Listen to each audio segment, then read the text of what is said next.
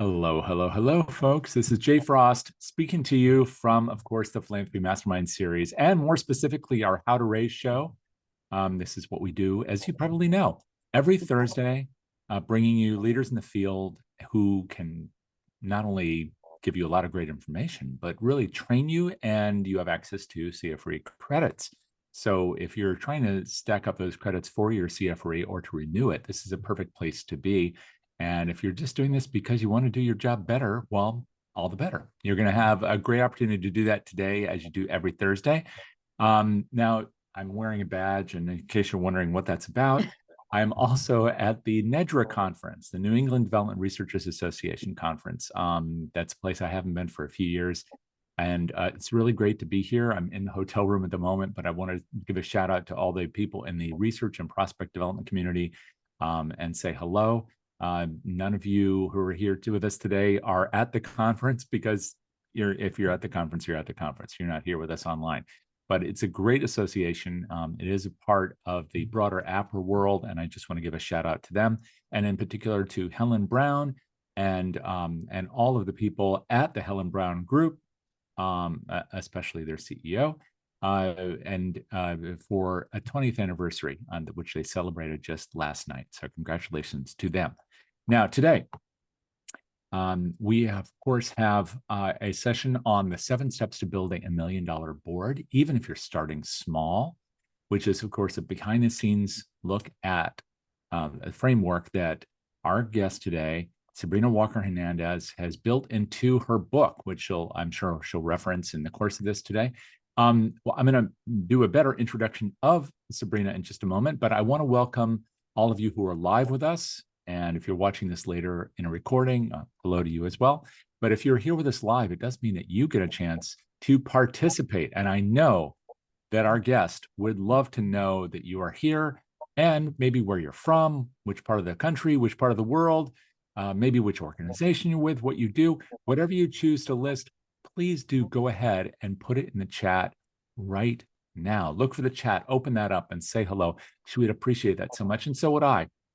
Maybe more importantly, all the other folks here will know that you're here, and you can talk amongst yourselves throughout the course of the conversation today. So please do go into the chat and just say hello so we can acknowledge you that you're here.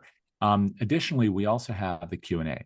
That's a perfect place to list your questions. So if the chat does get busy, and we hope it will, the Q&A is a great place to ensure that your questions get answered. So please, once again, just open up the chat, open up the Q&A, say hello, just as Darcy has just done. Thank you, Darcy, at Capital for Change in Connecticut. Where in Connecticut? Well, maybe you could tell us that in a second. And Christina, thank you very much for joining the conversation here from Massachusetts. We really do appreciate you. And Melissa, hi there, Melissa from Cleveland. It's good to see you as well. We'll continue to acknowledge folks as you come in there, like Andrea from Wisconsin. And others. I appreciate you, and it's really great to have you be a part of the conversation. It always makes for a kind of a fun environment. Jose, hello there from UCLA, and Jennifer in Albany, Ohio, at Neighborhood Bridges. Great to see you all as well. Now, today, and I'll keep doing that, but today I want to make sure you know something about our guest, but also a couple of technical details. One is that, as you may know if you've attended these before, we do make a recording. So you don't need to ask about that. If you do, we'll tell you again later. But we're going to make a recording this session, and we will share it with you. So you'll be receiving an email in the next 24 to 48 hours with a link to this recording so you can watch it again, and you can share it with friends and colleagues. Additionally, if our guest chooses to do so, we can share those slides with you, or she can share them herself, whichever she prefers to do. We'll ask about that in just a moment. So once again, look for an email. If you don't see it, it means it's gone to spam. So make sure you check that spam folder and look for it. And if you ever need any of that kind of content again, or a link to it, just reach out to me. My name is Jay Frost, of course, and my email address is Jay, that's Jay, at DonorSearch.net for this series. And you can also find me on LinkedIn. I also want to make sure that I give a shout out to the sponsor of this series, DonorSearch. So we won't be talking about them today unless our guest chooses to mention them for some reason. It's not a lack of affection. It's simply that this series is all about you and the guests who have something to share. But I do want to acknowledge the fact that they have generously supported this series since 2016. It's their 10th year. And a lot of the content from this series, now 650 episodes strong, at least for the last 2 years, is available over on the DonorSearch site at donorsearch.net and on their YouTube channel. And if you, of course, go over there and check that out, and I encourage you to do that, you'll find a couple things. First, there's an episode with our guest today of the podcast, the PM podcast, and I'm sure you'll enjoy listening to that. It's a view on her world and her life. Really beautiful and moving episode. And in addition, you can also learn about your donors, because that's what DonorSearch is all about. And without them, we can't do what we do for our missions. So do check all that out at donorsearch.net, would you? Now, I'm going to go right into here and give a very, very brief introduction to Sarah Walker Hernandez, a friend of this show, and I'd like to think a personal friend after I've had this wonderful conversation with her. She's a fundraising and board development expert who's raised over $36 million for nonprofits, the former CEO of the Boys and Girls Clubs of Edinburgh, and she can tell you more about that. That's really fascinating. She is now the president of Building Better Boards, where she helps boards and, of course, their organizations thrive through strategy, training, and leadership retreats. She's a Harvard-certified nonprofit leader, trained over 10,000 professionals nationwide, a very, very busy lady, and I'm so grateful that she is here. Thank you so much, Sabrina, for being here today and sharing. Thank you so much for having me. I'm very excited about being here. This is one of the topics that I really groove on. So guys, y'all are ready? I'm ready. This is something that's exciting to me because I sat in that seat for so long. And so I am going to share my screen. What I ask for is I ask for grace, because if there's going to be a tech issue, Sabrina is going to experience it. Okay. I just want to prep you in advance of that. So we're going to get through this, and I'm going to give you everything that I have because I know the seat that you're sitting in. So we're going to talk about how to raise the 7 steps to building $1 million board, even if you're starting small. That is what our topic is going to be about. But a little bit about me. Jay gave a brief overview. I'll just tell you really quick. I studied political science and public administration. I obtained a nonprofit management certification from Harvard Business School. I have 3 decades of experience in working in the nonprofit and transformative space. I love working with boards of directors. I know people always question my sanity when I say that, but I will share with you that I serve on 5 boards. And when I was the CEO of my organization, grew my board from 12 to 21. And so I know that these are people who said yes, and they are just waiting for the opportunity to serve in a way and have clarity around how they serve. And so I always come from a space of they're good people at heart, and they said yes, and now we need to provide them with direction. So I'm an international keynote speaker, generated some revenue. I have these pictures here. This says 14 million. Jay mentioned 36, but the 14 million was one project that I'm pretty proud of. And that was a capital campaign that happened in the 3rd poorest county in the United States. So I do bring that. And I start most of my training sessions off with this PowerPoint, because this is me stepping outside of my comfort zone, skydiving, swimming with dolphins, scaling large buildings and rappelling. That's me outside of my comfort zone. And I would not ask you to do anything that I was not willing to do myself.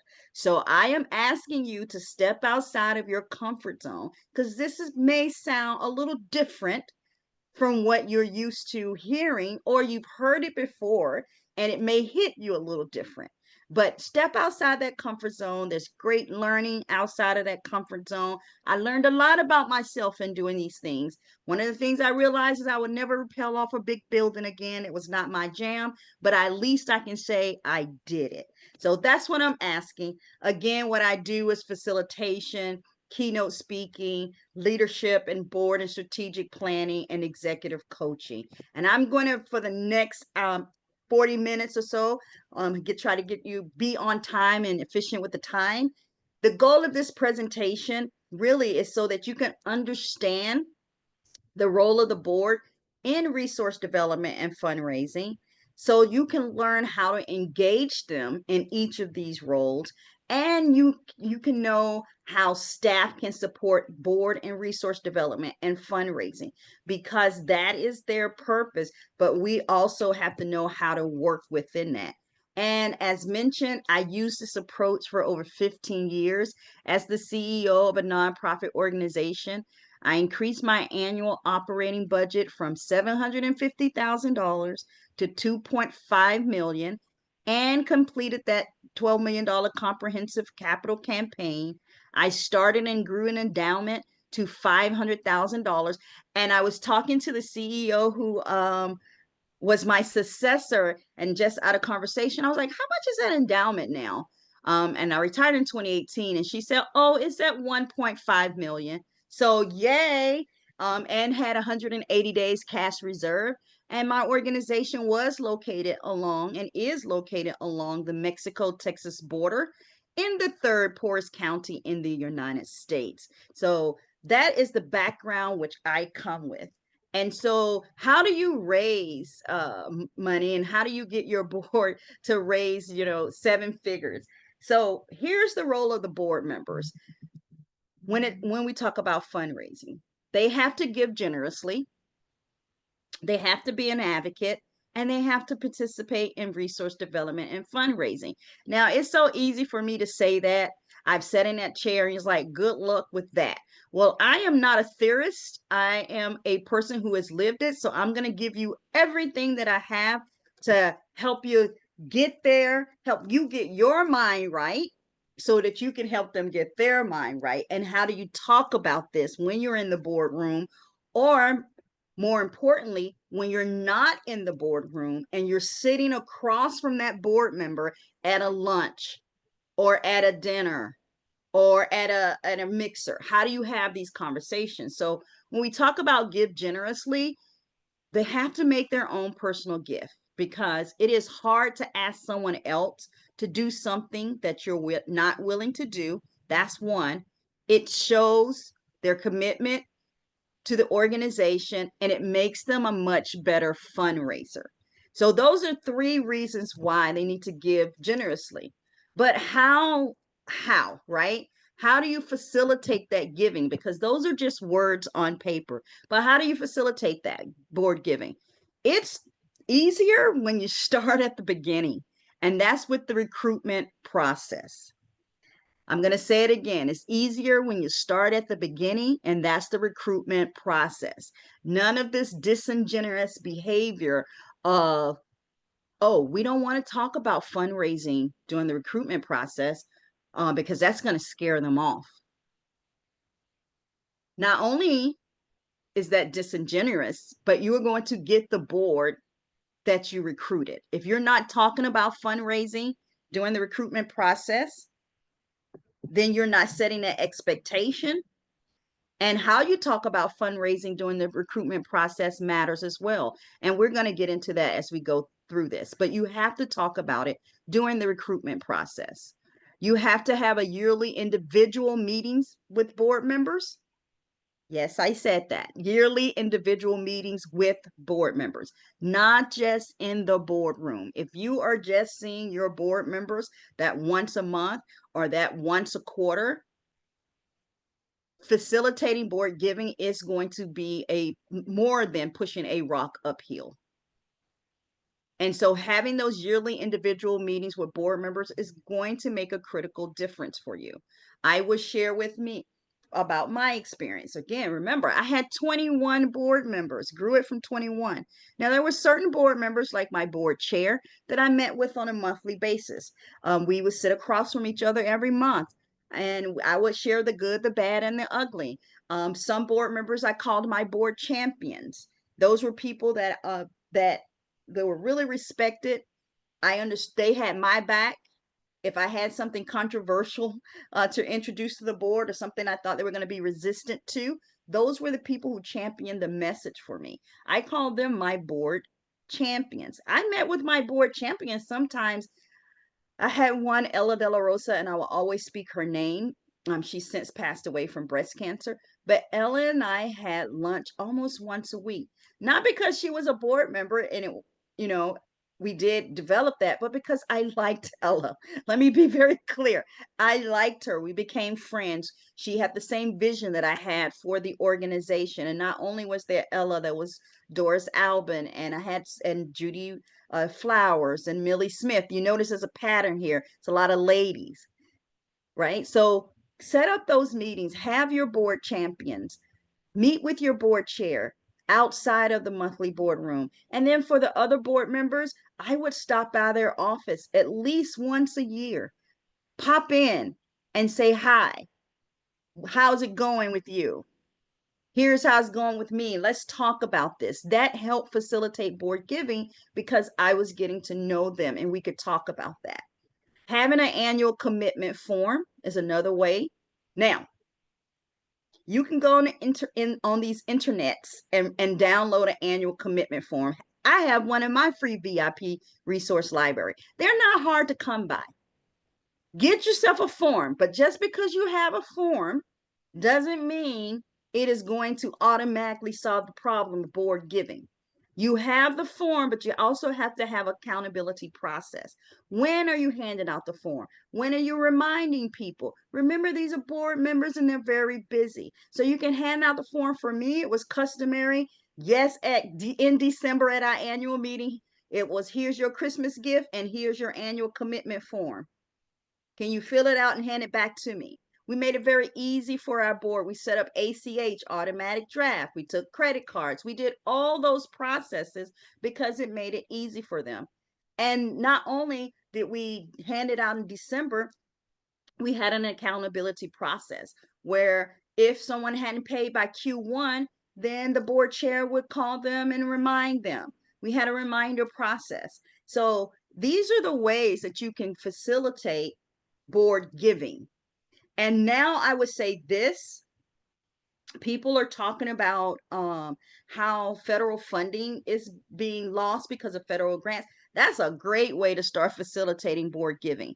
You need to be honest with your board and you need to let them know that more than 20% of our funding is from federal grants or from state grants.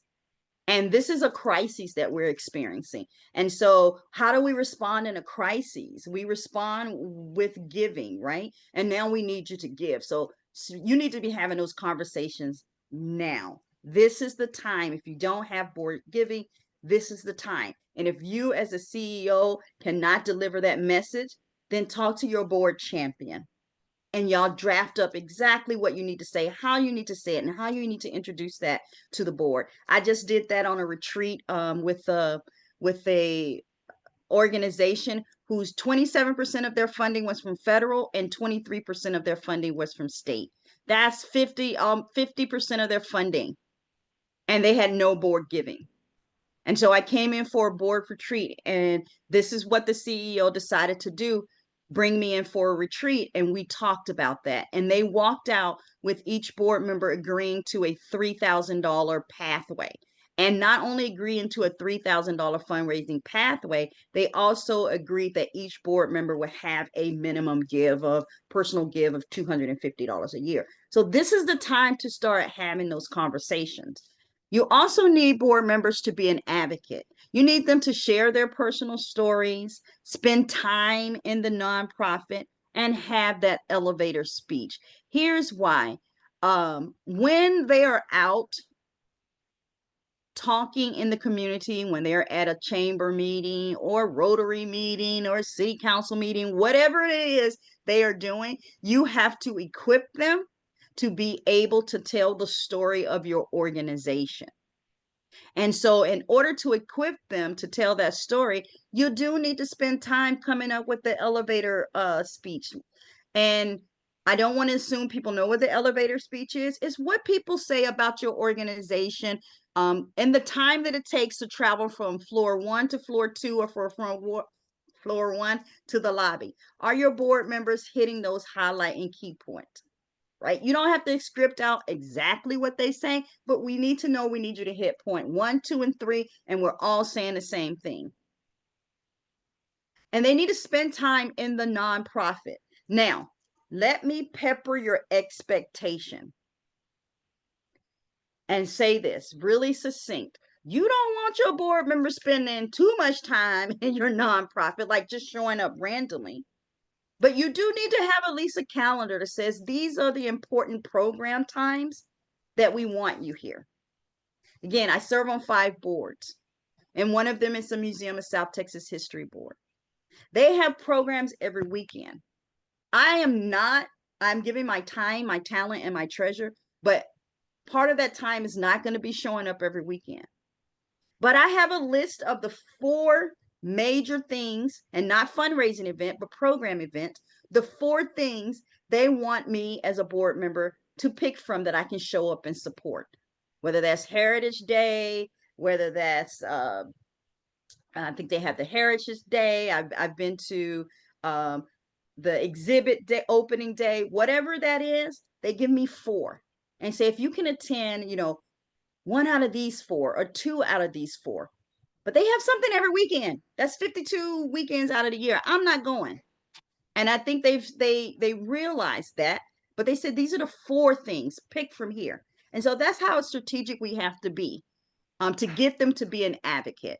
And then share their personal stories. You got to sit across from them and learn their stories so that they can share why they're involved in the organization, and you can help them shape that. And then to get to that money, they got to participate in resource development and fundraising. But when you say fundraising, it's the dirty F word to board members. It's the dirty F word to most of us. We all kind of shrivel in our seats when we hear fundraising. And this is what they're telling themselves. They're telling themselves they don't know anybody rich. They don't like to hear no. They're uncomfortable asking for money. They feel like it's begging. I had a board member, Millie, one of my champions. She was like, "Oh, here I go. I got to go beg again." And I will always stop her. You are not begging. You're giving people the opportunity to give where their values align. But this is the narrative that we're telling ourselves. Or I don't like to ask my friends or strangers for money. That one cracks me up because I'm like, if they're not your friend, and they're a stranger, there's no one left. So these are the things that people tell themselves and board member tells themselves when it comes to fundraising. But at the end of the day, that is part of their responsibility, is to ensure necessary resources. They oversee the fundraising, but let me say this very clear, it takes a team approach. And when the team works together, you would go further. Because if it's just one person, that one CEO out there, or bless your heart, that one development director out there trying to make this happen, it's not going to happen. You will struggle with this. It is a team approach, and everybody plays a position on the team. You're trying to create a winning team, the dream team, and everybody plays a role on the team. The CEO is the visionary and the public face of the organization.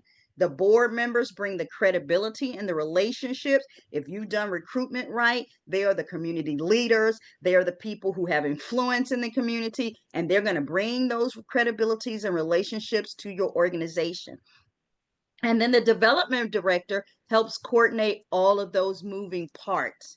And one person cannot and should not be expected to play all those distinct roles. Now, let me say this out loud to you.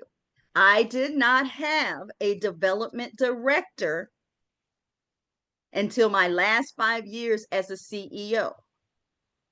And in that 5 years, I had 2 development directors, because the first one I hired, I ran off because I did not understand their role. I was very used to doing it all myself. So people just said, you at this $2 million budget now, you need a development director. So I said, okay. And then I hired them and had no idea what to do. So development directors, I apologize in advance. You might be in that position. All I can ask and say is extend grace to them. Okay, so all of these people make up your dream team, but for your board, they're your force multipliers. So if you have 15 board members, that should be 15 people out there bringing in those relationships and having that credibility. If you have 5, if you have 21, If you have 24, the museum board I serve on have 24. They all should be working towards that. They should be well regarded in the community, and they are your ambassadors and your advocates in the community. And they are bringing their time, their talent, and their treasure to your organization. And they're publicly declaring, because they're bringing those to your organization, that your organization is vital to the community and it deserves the community support. And so successful fundraising is about building those relationships that your board members bring in. And it's about making sure that you as the CEO have a development mindset, your board has a development mindset, and your resource development person is coordinating that. And when you have all those like firing up, then your fundraising will happen. And not only will it happen, it will be several times more effective. So again, every single person in the organization plays a role in fundraising. Every person, not just the board, not just the CEO, not just a development person, but every person. Those three manage the process and oversee it, but everybody truly has a role in this. I will tell you from my horror stories, I have learned that everybody has a role in fundraising, because I went to Harvard, y'all. I went to Stanford. I did the Clemson University. I got myself together. I built myself up, which allowed me to bring my board along. I got my board together. They were going to national conferences. They were going to regional conferences, and we did ALP projects. We did all that. We were like, okay, we're moving. And then I got them to start doing tours of our facility, bringing in donors. And guess what happened? On one of those tours, we had been courting this person. Board is doing what they need to do. I'm doing what I need to do. We got this major donor come in and do a tour. And the first encounter they had was they walked in on a wet floor that my custodial staff had just mopped. And I had a grumpy old man as my custodial. I loved him because he did what he was supposed to do. He wasn't even a baby boomer. He was before that time, and he did what he needed to do, and I didn't need to check up on him. But when we had that donor walk in on his floor and that board member, and he gave them a what to, it did not go very well. We lost that relationship and that gift, because everybody plays a role in fundraising. And so we should have been not only bringing myself along and the board along and all that, I should have been talking to them as well about, this is what the expectation is. It doesn't matter who you encounter. If your floor is wet, if someone's coming in, we treat everybody, with decency, and this is the road we're going on. Had that conversation with my receptionist too, right? Because people call and they want to know information. And if your receptionist is, one, not answering with a smile, and two, is saying, I don't know any of that information, can I take down the message? And then they never extend that message to someone, that can mess up your fundraising as well. So we had to really go down to the granular. Phones don't ring more than 3 times. Gloria, which is my receptionist, and she's a lovely person. Gloria, you need to know the answers to that. Whether you're in charge of fundraising, programming, it doesn't matter. Have a list of things, activities that are happening, have what events that are happening. So if someone calls and they have that $1 million check, I always told her, if they have that $1 million check, you are able to answer their question and facilitate that conversation. So everybody plays a role. But here's the hard truth. Nobody gets on your board because they want to raise money. That is the hard truth. They don't see it as a great opportunity to raise money. They see it as a great opportunity to give back and support, but not a great opportunity to raise money. But here's the deal. We bring them on and we want them to do exactly that. We don't talk about fundraising during the recruitment process. We don't give them an orientation sometimes. They walk into their first board meeting, and what do? You talk about fundraising or an event, and they're like, oh my God, what did I get myself into? And it takes them forever to just catch up. And so we have to offer them training. To get the great results, we have to offer them training. And your board, you got to educate them. You got to be strategic for their involvement. You just can't keep asking them to solicit their list. That is not strategic, and it does not motivate your board or increase their willingness to be involved.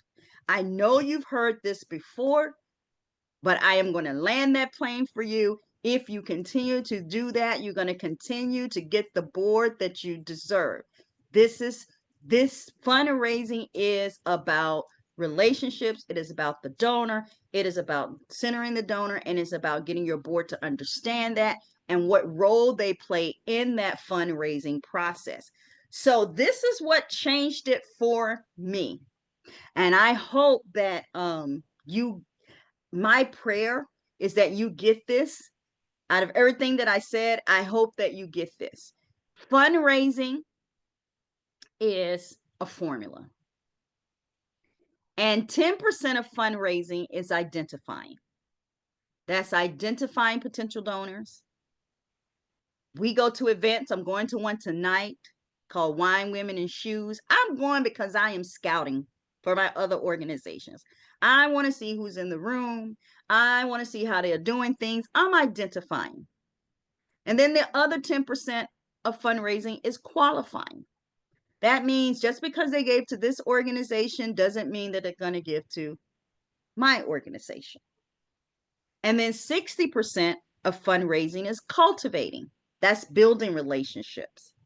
Only 5% of fundraising is asking for money. Only 5%. But that's the biggest fear. That's where your board members are like, oh my God, I don't know anybody rich. Oh my God, I don't like begging. Oh my God, oh my God, oh my God. That 5%. I call it the fear of the 5. It's the smallest percent of fundraising. And then 15% of fundraising is saying thank you or building the relationship. Now, what does that mean for your board? That means, let me go back here. That means your board has a strength within here. Identifying and qualifying, that is called a door opener. If your board can easily identify people willing to introduce you to anyone in their circle, they go to events, they're doing that, they're your door openers. One of my biggest fundraiser, and I mentioned her name throughout this, was Millie Smith, and she was a door opener. Millie was the one who said, I don't like begging. I said, you're not begging. You're giving people opportunity to give where their values align. And she never asked for a dime. Let me be very clear about that. She never asked for a dime, but she raised millions of dollars. How did she do that? She was our door opener. And not only was she our door opener, she was very good at it. And she was BSA in the bank, which is the fraud department, fraud and compliance department. Bank owner loved her because she kept him out of jail, all that good stuff like that. And she introduced us to him. So she was our door opener, and she would stop by and share with him, this is what's happening at the club and this is what's going on. She would share with me where he ate breakfast, so I would eat breakfast there. So there's a nuance to that, but she was a great door opener. Cultivators, they build relationships. They are the people who would take people out to lunch, dinner, pick up the phone and call them. They're the ones who invite them in. All that's where they were. The askers are not afraid to ask. I only had 3. And then the thankers, they would say thank you. But your job, and to build this $1 million board, is you got to figure out what your board members' strengths are. Where do they fall in that formula? And then tap into their strength. And here's the deal. Everybody has a strength, and 100% of your board members have to be identified on that wheel.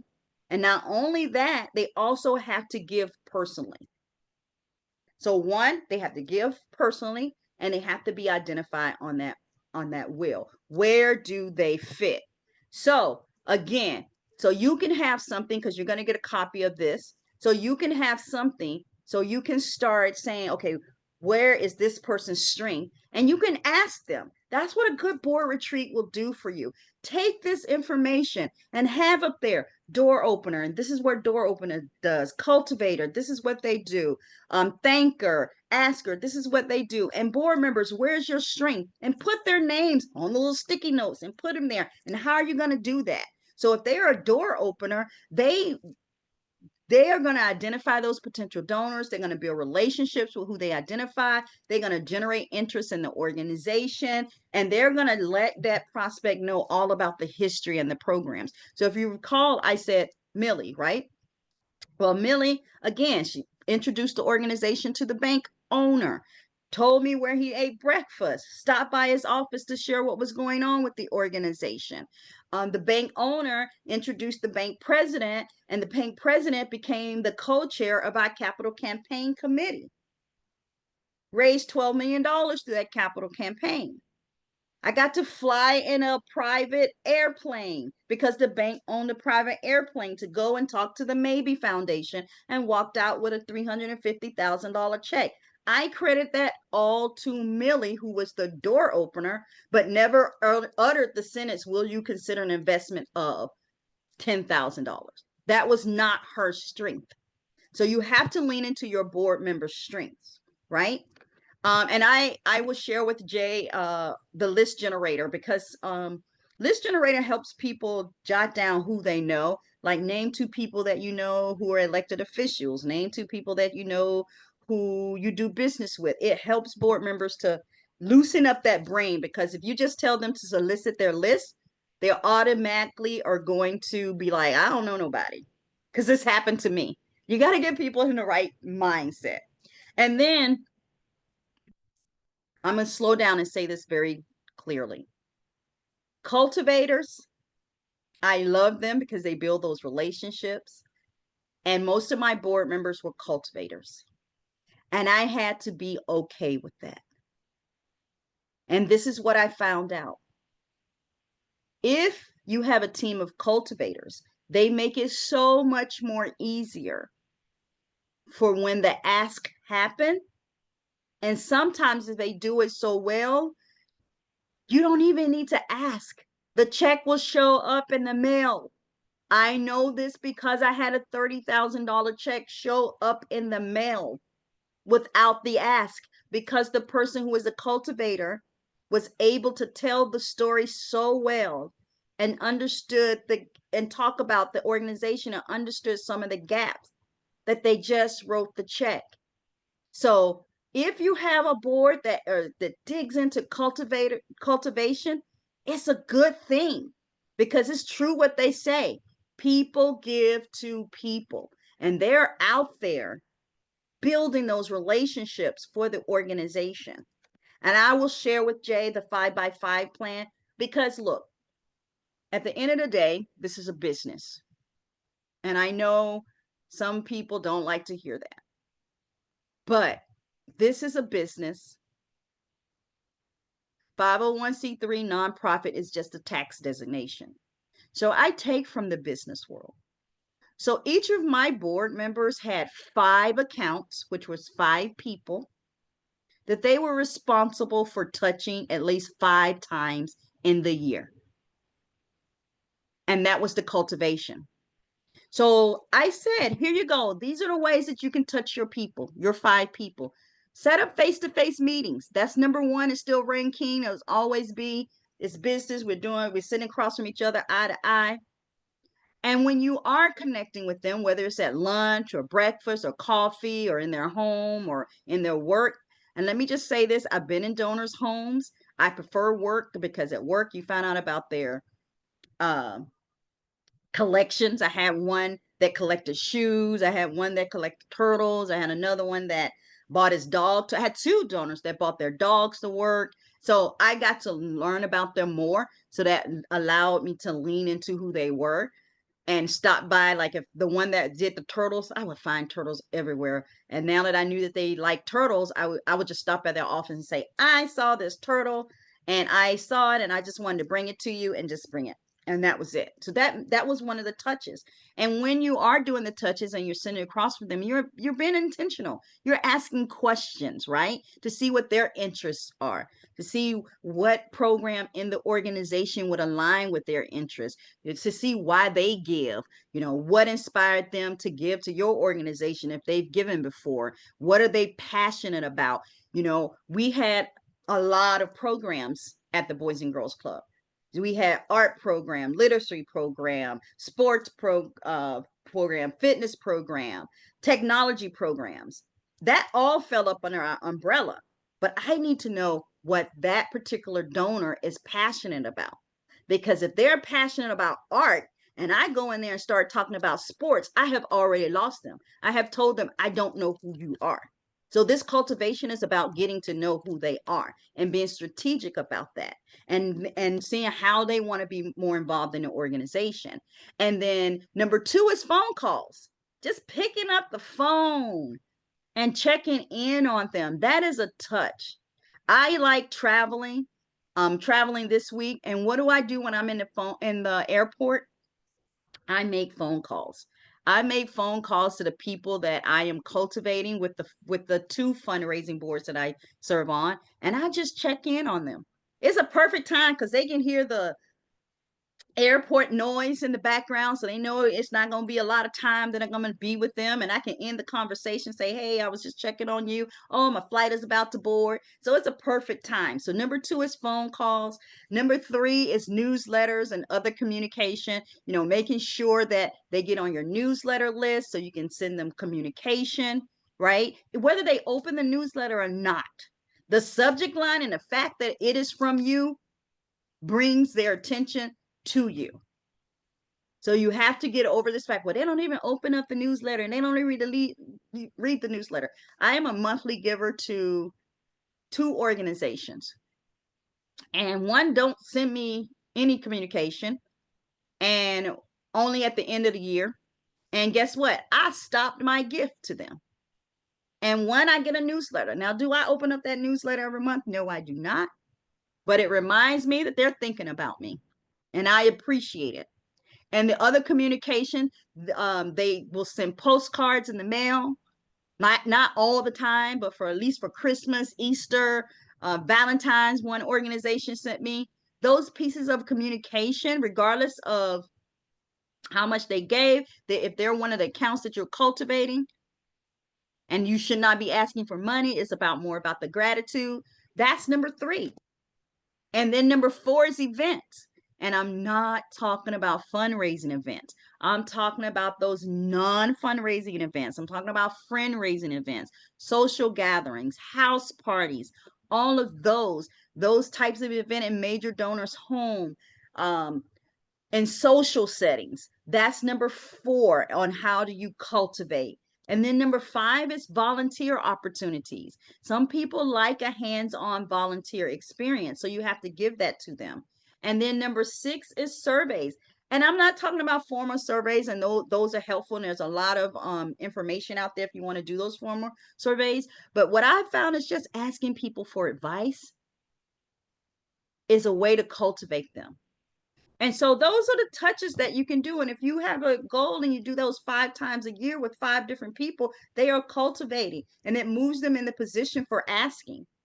And then that's where your askers come in, or as I like to say, the wingman, because I only had 3, y'all. I'm gonna just be very honest. And so if they built the relationship right, and then we made the call to say, hey, I would love to bring in Sabrina to see how you can further support the organization. And do you have some meeting time on your schedule? And if they said yes, we knew we're 80% in getting our whatever amount that we asked for. And then we would set up that meeting. They will come with me, the board members, because they have built that relationship. And I would be there. And when it came time to make the ask, I was the pay CEO. So I would say, will you consider an investment of $10,000, right? Or whatever that amount was. And then I would educate my board members. When I ask that question, I need you to be silent. I don't need you to say anything, because that is the magic of the silence. Because what we tend to do is we want to feel that silence after we ask. And we just need them to Pause and allow them to think and to respond. And if they respond with a no, then that means no, not this next opportunity, or no, you don't still don't know me well enough, or you asked about some way. And then we just continue to build that relationship. It is okay. When we don't take anybody off the pipeline list and we continue to learn about them and figure out what it is. And then you have your thankers, right? So once they have given their gift and they've done all of that, we we're the heart people because we have a nonprofit and we're all, we're doing this, but we are horrible at thanking. And what I have found is we need to have a set of people that are really good at thanking. And so I had a team of 3 board members who executed this final stage for us, right? And this is how we operationalized that. And this is how they came up with this. And I will forever be grateful to them for this. At the end of every board meeting, I passed out 2 to 3 scripts and thank you notes. And they wrote they wrote them out 2 to 3 cards in their handwriting using the script, and they would sign it, but they would not put a donor's name. And then they would hand those cards to me. So when the gift came in, all I had to do was then add the name of the donor at the top and sign my name as the CEO. So I had stacks of handwritten board thank you cards on my desk because that was operationalized. Every board meeting, we ended it with 2 to 3 handwritten notes by each board member. And that was a board member's idea, the thank you team idea. And we continue to execute that. With one of the boards that I serve on, they do the exact same, except they will type out the thank you message and then they pass out the card at the board meeting and every board member signs the card.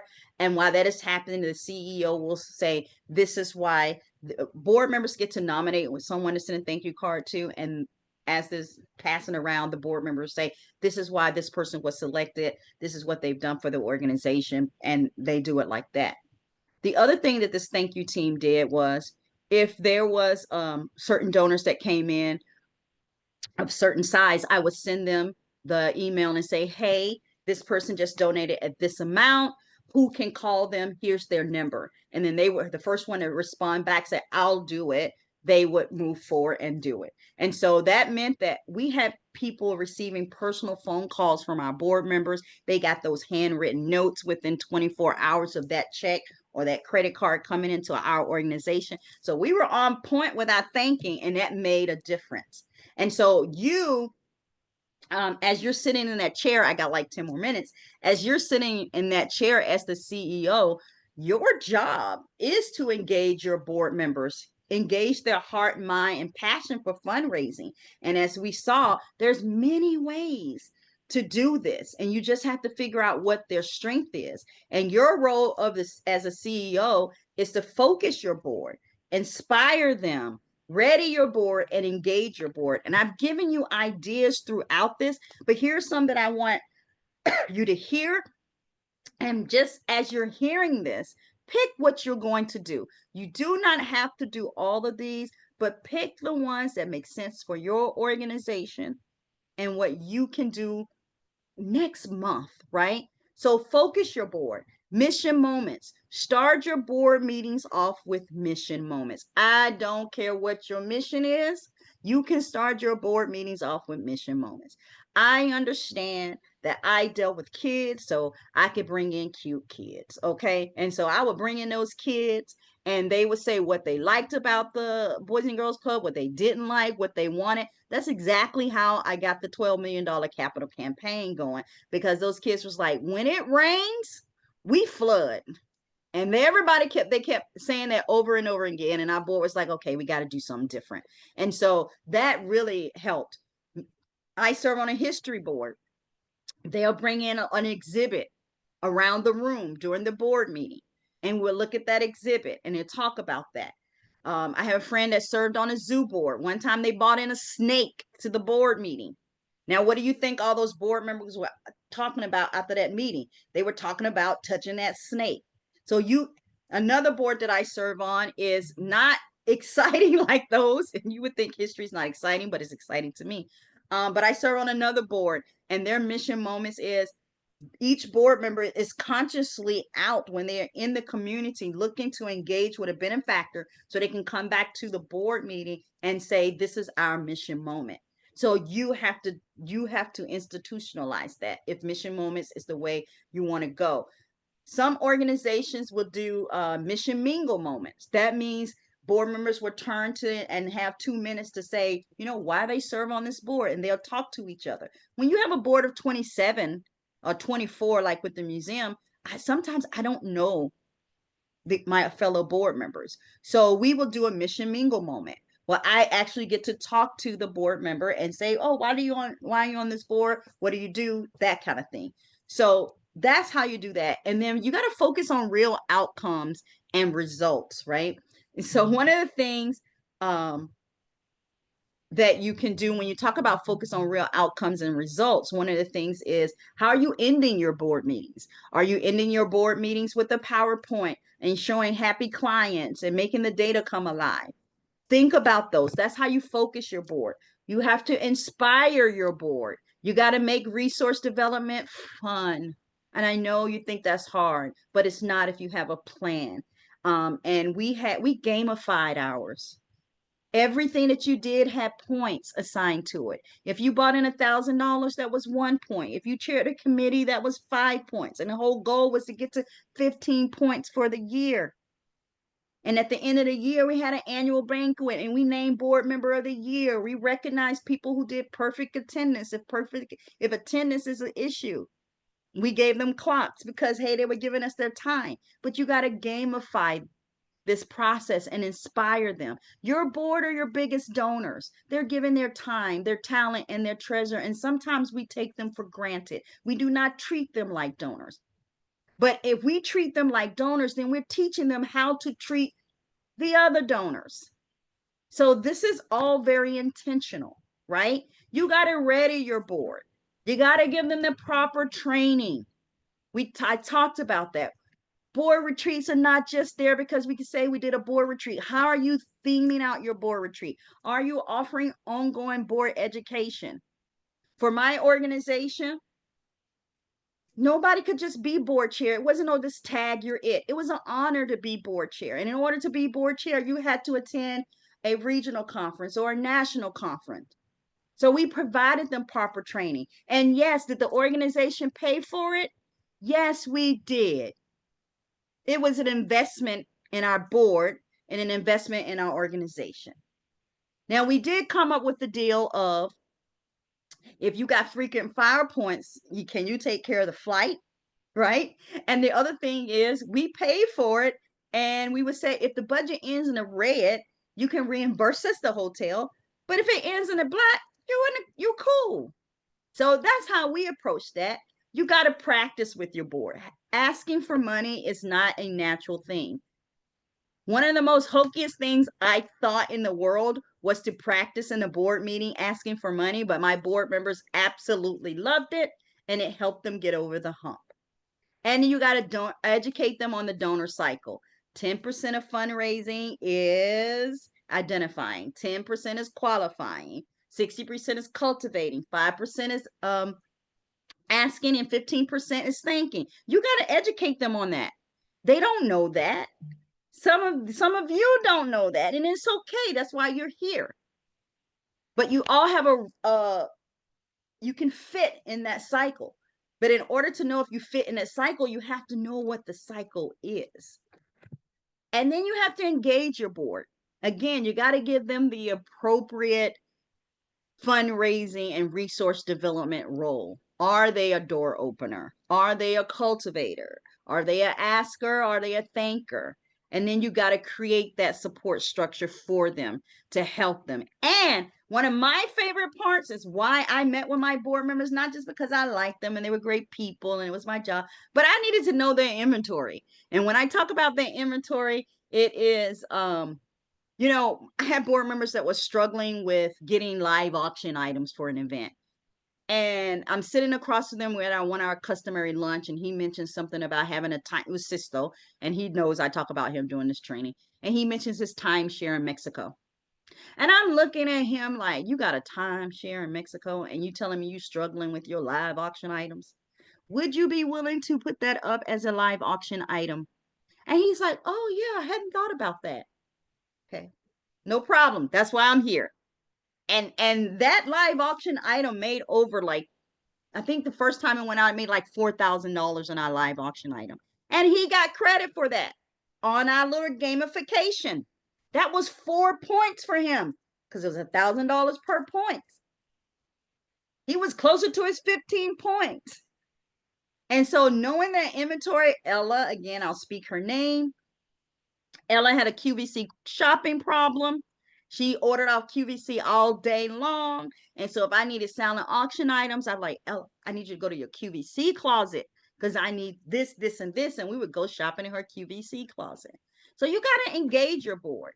And what board members need, this is from a survey, what they need from staff so they can fundraise easily and effectively is they want you to equip them, provide them with the education, share the client's stories. That's what the mission moments are about.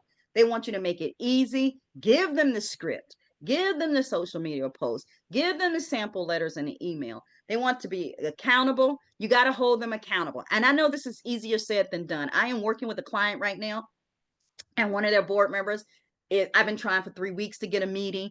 And now I'm at the point where here's the letter that I need you to send. Send me the names and I will send the letter. If that's the accountability that they need, you got to be that squeaky wheel, as one of my board members said. You have to squeak, squeak, squeak. And what we often do is give up. Like, they ain't responding. I'm tired of emailing them. And let me say this, everybody's not going to respond to an email. Sometimes you got to pick up the phone and call them. Sometimes you got to text them. Sometimes you got to WhatsApp them, but you have to be willing to do it. So it's okay to hold them accountable. And you have to be explicit.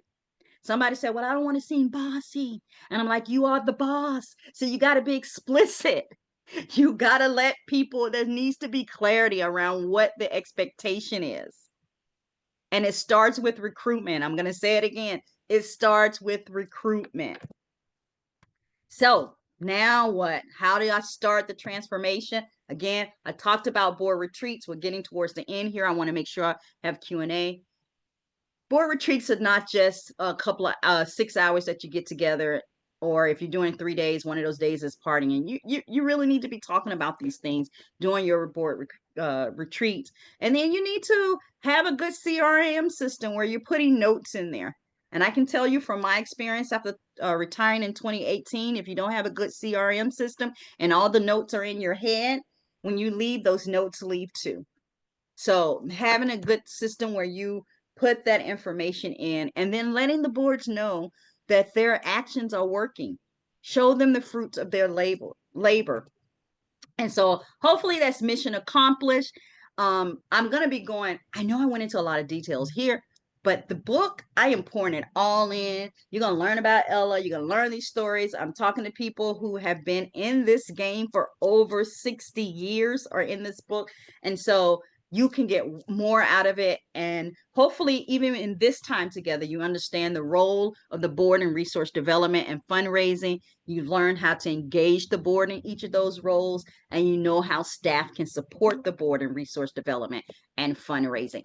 With that in mind, let's get going before I lose power here. This is my contact information, and hopefully I won't lose power here. I'm not near the electrical source, but I'll let this up. Keep this up, and I'm ready for Q&A, and I will send this information out. I think you could just plug yourself into the computer. You've got enough energy for for everybody. Thank you so much, Sabrina. Thank you. I think I'm going to remember your comment about I don't want to be bossy. You're the boss. You're the boss. That's just, I love that. Yeah. So folks, if you have questions, post them in here before Sabrina flees or her power rolls off. You probably saw that QR code that she had there, so you can learn more. But yes, just for those who might be listening, Sabrina, what's the best way to follow your work or find out more about what you do? So my website is buildingbetterboards.com. But if you want to see my continuous posts and thoughts is I'm on LinkedIn as Sabrina Walker Hernandez. That's where I'm at. But I understand that this is hard. This is not natural. For the first I just did a post like for the first 2 or 3 years, I looked horrid, guys. I was stressed out. I mean you could see the fear in my eyes until a fellow CEO said, "Honey, your board is waiting on you. And so what are you doing?" And because I kept saying, "Well, my board won't let me, and my board won't let me." And he was like, "Your board is waiting on you." And then I realized that, and I was like, okay, I have to do something different.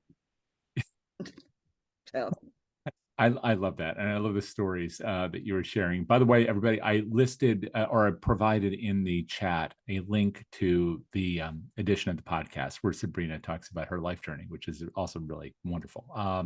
So you can check that out there or on Apple Podcasts or wherever you like to go. And we do have a couple questions here. If you have one, post it right now, and I'll share them with Sabrina for as long as she has power. yeah. While you're putting your questions in, I just want to let everybody know what's coming up next in the series.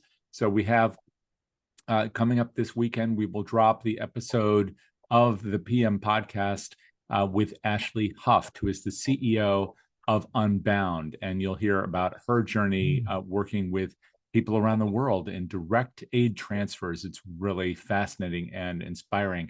Then next Tuesday, we have the Frontlines of Social Good show, Tuesday at 1:00. And the episode is about where are the boards defending institutional independence. So we have Raquel Rahl and Dimitri Morgan, professors respectively out at the UC system and at the University of Michigan, talking about what are the boards up to. And as we've just seen with Harvard and other places, sometimes they're very active, sometimes they're not. And so that'll be very interesting. Plus, we have Derek Feldman, who's managing director at the Ad Council Research Institute, talking with us. So that's again on Tuesday at 1:00. And then finally, next Thursday on this show, we have an episode with Chris Mildner, who's at the Nature Conservancy, talking about database conversions. So if you've ever lived through one or felt like you didn't actually survive it, this is the session for you. That's next Thursday at 1:00. Now, so what do we have here in the question folder? So we have a thank you. First of all, we've gotten a few of those also in the chat. So thank you for the thank yous. I know that Sabrina appreciates that. And then Jose asked, said rather, my org's board of directors is comprised of students. So as a workaround, I'm standing up a development advisory board. Does your approach to boards apply to a DAB in the same way? It does. And here's why. My approach is really around clarity. So whatever it is that you want them to do, be clear about it. So if it's fundraising and they're responsible as the development team for a specific event, then you have to be very clear about what you want them to do. So I have a development board just for an event, but they know coming through the door that they are going to secure two tables, and the table started at 1,500. They're going to secure 2 auction items. Whatever that is, it has to be clear, and you have to provide clarity. You can't come in the room without a plan. Now you can have them vet the plan and come to agreements, but you got to come in the room prepared with at least an idea of what you want. So I hope that helped, Jose. And we have a comment from Darcy just saying, thank you, Sabrina, for a lively and informative presentation. You keep it real. Can't wait to share with my CEO. And Darcy, so first of all, I agree. But second, remember that we do have an email coming to you with a link to this so you can share it with your CEO. Yes. I'd encourage you to do that. It seems like one of the things here is getting everybody on board on the same script when it comes to this stuff. I mean, finding their talents, because they're different characters in this drama. Not everybody's an asker, not everybody's a cultivator, but to make sure that they're all at least operating off the same script. So that's so important. So I don't see any other questions in here right now, but maybe let me just ask you this, Sabrina, if you were just starting this whole process, kind of figuring out where to get it going, if somebody had done any of these things, what's the first thing that you would do? The first thing that I would do would be, again, level set what the expectations are. What am I expecting, and clearly understanding that. What am I expecting? And I would adopt immediately that fundraising cycle, because if that was a lot of wasted time for me, thinking that every board member had to ask for money, because that's what you're told oftentimes. every board member needs to be asking, every board needs to be asking. And that was a source of frustration for me, because I thought I was failing at it. But that finding out what their strengths are and letting them lean into their strengths was a game changer for me.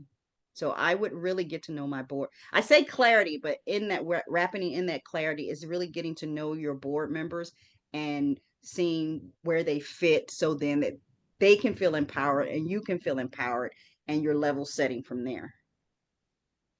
Oh, and Sabrina, may people have these slides as well? Do you have a PDF of Yes, those? I will PDF them and send them to you along with the list generator and the 5x5 plan. Great. So we'll include all those in that follow-up email, everybody. And one last note for those who are with us live, as soon as you log off today, you're going to see a little survey. Would you please fill it out? Because just like the rest of what we're talking about, if we don't inventory the people who are right here in our midst, we won't know what to do tomorrow. And everything we do is built around your needs and interests. So please tell us what you thought about this. Sure. Tell us how much you loved Sabrina, but also let us know what you think we should be doing next week and the next and the next and the next. We have 150 episodes this year. They're built around you. So let us know what you want. And that's exactly what we will do. So until next time, thanks everybody. And thank you very much to Sabrina Walker-Hernandez. Thank you. Y'all be blessed. See y'all next Tuesday. Bye-bye.